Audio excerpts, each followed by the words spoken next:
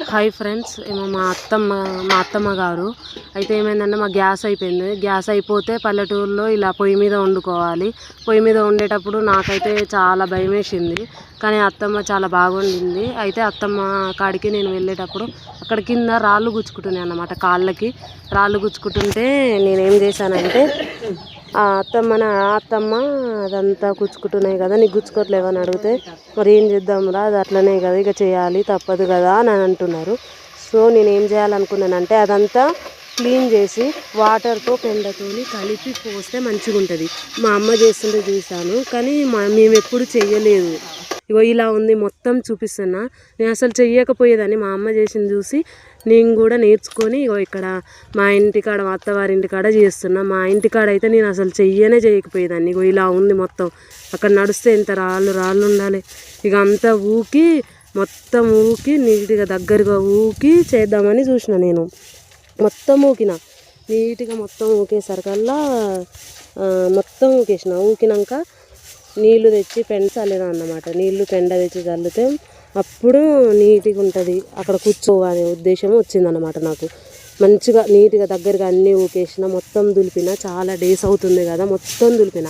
అయితే మా మమ్మీ చేసేదన్నమాట. అసలు మా ఇంటికాడ నేను ఒక్క పని కూడా చేయకపోయేదాన్ని. ఇక్కడికి వచ్చినాక నాది అనే ఫీలింగ్ కలుగుతుంది నాకు. అక్కడ మా అమ్మ దగ్గర ఉంటే అసలు పనే చేయబుద్ధి కాకపోయేది. ఇక్కడ వచ్చినాక ఇక చేయాల్సి వస్తుందో లేకపోతే మా మనసుకు వస్తుందో తెలియదు. వాటరు ఇంకా బర్రెపెండ తెచ్చి కలుపుకొని ఆ రెండింటిని కలిపి మొత్తం చల్లాలన్నమాట. చల్లితే మెత్తగా అవుతుంది, భూమి అంతా మంచిగా మెత్తగా అయ్యి అక్కడ రాళ్ళు లేకుండా తీసి మెత్తగా అవుతుంది. మొత్తం చల్లాక మీకు చూపిస్తాను, చూడండి, అలానే చూడండి. నేను మొత్తం పెండ ఇట్లా అన్నీ కలిపేసుకున్నా కదా, కలిపేసుకున్నాక మొత్తం ఇక చల్లేసినాక మీరు చూడండి, అలానే చూడండి. చల్లాక బాగుంటుంది అన్నమాట. మీరు చూడండి, లాస్ట్ అవుట్ఫిట్ చూడండి, మీకు బాగా నచ్చుతుంది. పల్లెటూరులో ఇలానే చేస్తారు. మన హైదరాబాద్లో అయితే మనకి టైల్స్ ఉంటాయి, బండలు ఉంటాయి, అన్నీ ఉంటాయి కదా. పల్లెటూర్లలో ఇళ్ళల్లో ఇట్లా ఉంటుంది.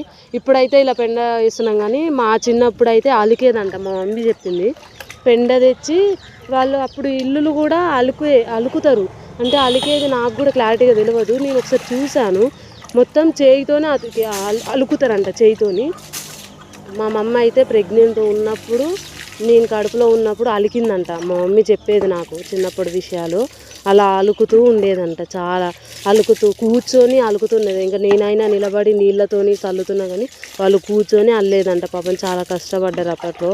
ఇప్పట్లో మనకి అన్ని బండలు గిట్లా అన్నీ వస్తున్నాయి, కానీ అప్పటి వాళ్ళు చాలా ఇబ్బంది పడ్డారు. సో మా అమ్మ చేసింది దాన్ని బట్టి నేను అలా చేస్తాను.